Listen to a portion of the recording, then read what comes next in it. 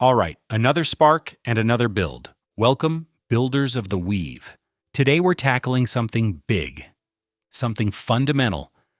We're going beyond individual tools and tactics to look at the very heart of the game. That's right. We're talking about the single most important card in your arsenal, the one that defines your identity, your strategy, and your ultimate path to victory. We are talking about the Titan card, the soul of your deck. But before we dive deep into craft power and ascension triggers, let's quickly lay the foundation. The 6 simple steps that make up every single turn. So how do you play tools and Titans? Easy. Draw your cards. Charge your energy. Build your field. Act with your powers. Clash with your Titans. End your turn. 6 steps. 1 epic battle. Okay, with that 6-step cadence in mind, let's zero in on the Titan. You called it the soul of the deck. What does that actually mean in practice? It means the Titan card is the singular, identity-defining entity of your deck. It's the embodiment of a specific trade-based deity, tied to a region, a skill, and a gameplay archetype. Think of it as your avatar, your engine, and your thematic anchor all in one. And unlike every other card, it's not shuffled in, right? It's always there, watching. Exactly. The Titan is a permanent zone presence. It starts the game face up in its own special area, the Forge Zone. It's not shuffled into your deck, it never goes to your hand, and under normal circumstances, it never sees the junkyard. So your opponent knows who they're up against from turn 1. No secrets. They do, and that's a core part of the strategy we'll get into later, but its primary role is to be the origin point for everything your deck does. It defines your resource type, your card synergy, and the entire mechanical theme you'll be playing with. It's your identity, forged in metal. So it's a permanent fixture in the Forge Zone. How does it interact with the game, turn by turn? You mentioned the 6 phases. Right. The Titan is your engine. During the charge phase, for instance, it's what collects or distributes your charge tokens, the main resource in the game. Some Titans generate it, others convert it, others spend it for powerful effects. So it's your resource generator in a sense. It can be, but it's more the director of your energy grid. Then you get to the action phase. This is where your Titan might have its own built-in abilities. These can be simple activated effects or complex condition-triggered abilities that go off when your opponent does something specific. And what about the clash phase? Does the Titan itself get its hands dirty? It can, but not always directly. Often you need other card effects to enable Titan-on-Titan battles. More frequently, the Titan acts as the general, empowering your other cards, your tools, your structures, your loyal constructs, to do the fighting for you. And the Titan dictates what kind of high-power cards you can play. I'm seeing notes here about cast and scorch cards. This is absolutely crucial. Your Titan's alignment, its philosophy, determines which powerful game-altering cards you're allowed to play. If you're running a standard Tool Titan, a constructive deity, you can use cast cards, feats of incredible craft and power.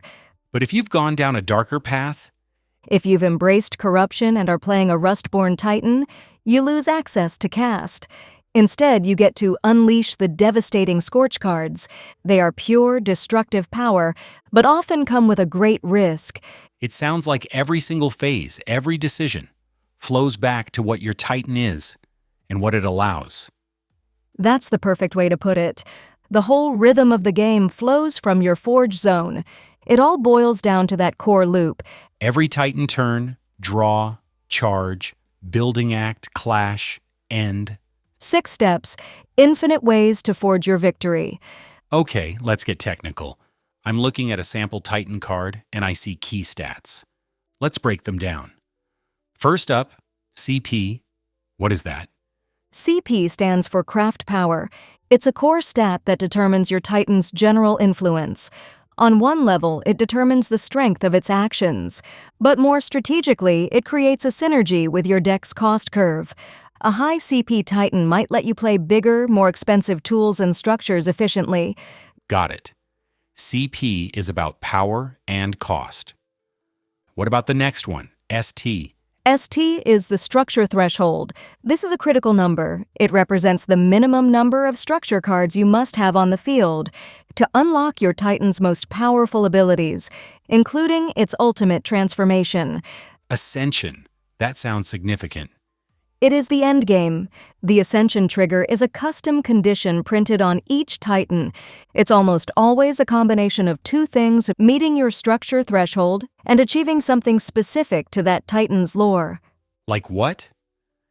It could be accumulating a certain number of charge tokens or completing a specific set of task cards.